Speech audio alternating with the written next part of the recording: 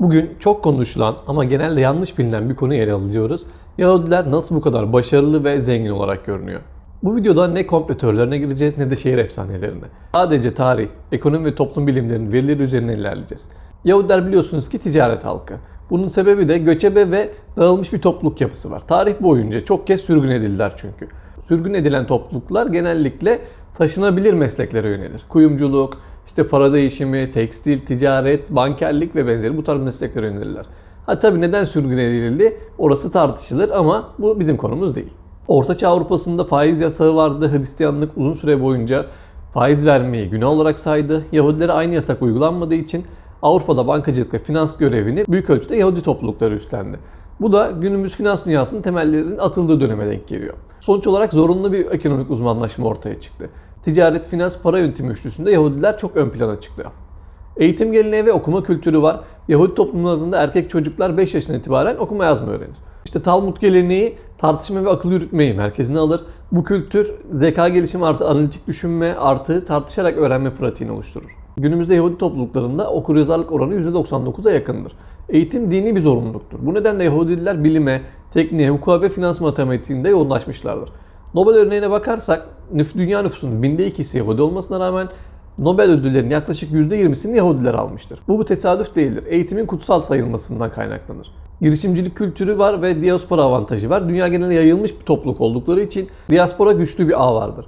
Bir Yahudi tüccar İspanya'da mal satarken kuzeni Polonya'da bir diğeri Osmanlı'da iş yapıyordu. Bu da erken dönem ticaret ağı anlamına geliyor. Aile ve cemaat dayanışması var. Sermaye birikimleri genellikle içeride kalıyor. Borçlanma kredi sistemi topluluk içerisinde işlemeye devam ediyor.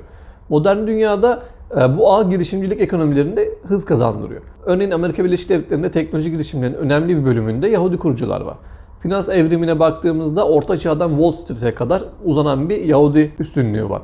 İlk bankacılık faaliyetleri, faiz verme, kredi verme, teminat sistemi, kayıt tutma gibi kavramları erken dönemde benimsediler. 1800'lerde Avrupa bankacılığının zirvesi Rothschild ailesi Avrupa devletlerine borç veren en büyük finans ailelerinden bir tanesi haline geldi. Paris, Londra, Frankfurt, Napoli, Viyana şubelerinde erken dönem çok uluslu finans grubu oluşturdular. Zaten Rothschild ailesinin servetiyle ilgili bir videom var. Burada ayrıntılı bir şekilde bu konu üzerine konuşuyorum. Onu da izleyebilirsiniz. Amerika Birleşik Devletleri göçü ve modern finans inşası 1900'lerde Amerika'ya göç eden Yahudi toplulukları, finans, hukuk, medya ve bilim alanlarında önemli pozisyonlara yükseldiler. Wall Street bugünkü yapısında birçok Yahudi kökenli finansçının payı vardır. Aile yapısı ve paraya bakış açıları farklı. Yahudi ailelerde para tabudur, ayıp değildir. Paradan konuşmak doğaldır. Finansal okuryazarlık küçük yaşta kazandırılır. Erken yatırım geleneği vardır.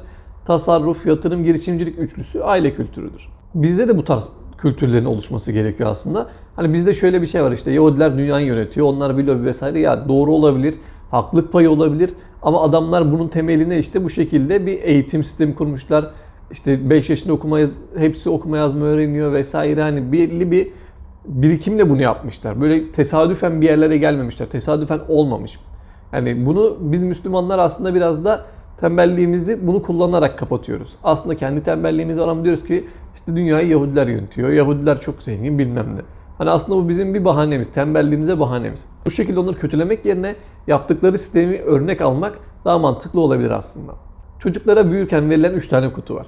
Birincisi harcama, ikincisi biriktirme, üçüncüsü bağış kutuları. Bu sistem para yönetimini erken yaşta öğretiyor. Tikkun olan var dünyayı onarmak.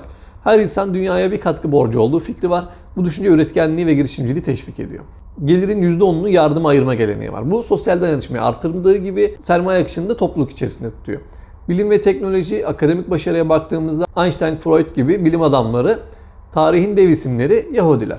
Bu başarı entelektüel birikimin tesadüf olmadığını gösterir. İsrail'in teknolojik başarısı da tesadüf değil. Nüfus oranında dünyadaki en yüksek girişim sermaye yatırımı Yahudilerde. Dünyaca ünlü birçok girişim İsrail'den çıkmıştır. Bu da Yahudilerin modern çağda finans, teknoloji birleşiminde lider olmasında katkı sağlıyor. Neden zenginler? Zenginlik gerçek mi yoksa bir algı mı? Gerçeğe baktığımızda Yahudiler genel olarak ortalama üstü bir ekonomik başarı sağladıkları gerçek. Ama abartıldığı kadar büyük bir servet dominasyonu yok. Yahudilerin çoğu orta sınıfta yaşam sürüyor. Servet eşitsizliği Yahudilerde de yüksek. Yani onların da zengini çok zenginken fakiri fakir. Ama ortalamaya baktığımızda daha üstün olarak gözüküyorlar. Ama böyle mükemmel bir üstünlük de yok. Algı neden var? Finans ve medya gibi görünür sektörlerde başarılılar çünkü. Bu yüzden de Yahudiler zengin algısı oluyor. Tarih boyunca bu görünürlük abartılarak tüm zenginler Yahudi algısı oluştu.